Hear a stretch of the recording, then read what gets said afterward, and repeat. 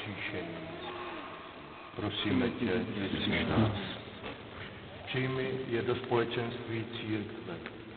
Prosíme tě, vyslyš nás. Upevni je ve víře, ať vydávají svědectví tvému evangeliu. Prosíme tě, vyslyš nás. Doveď je do věčné radosti ve svém království. Prosíme tě, vyslyš nás. Prosíme tě, Pane, za rodiče a kmotry, ať tě věrně následují, aby těmto dětem dávali dobrý příklad. Prosíme tě, vyslyš nás.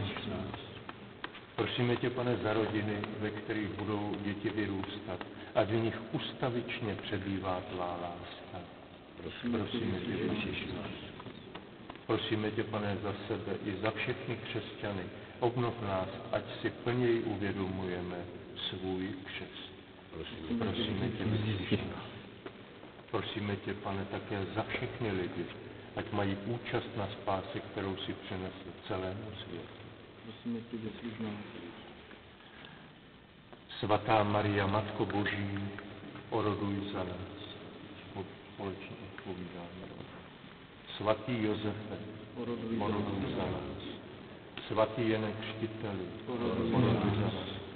Svatý Petře a Pavle, orodujte za nás.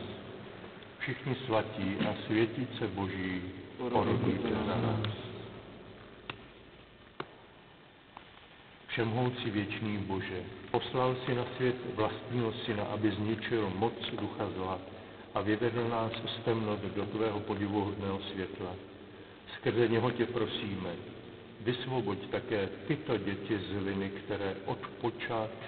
která od počátku tíží lidské pokolení. Ať jsou chrámem tvé slávy a Duch Svatý, ať v nich bydlí na věky věků. Amen. Kdybych vás prosil, kdybyste rozepli tu roušku, můžete dát za tím stranou, to bude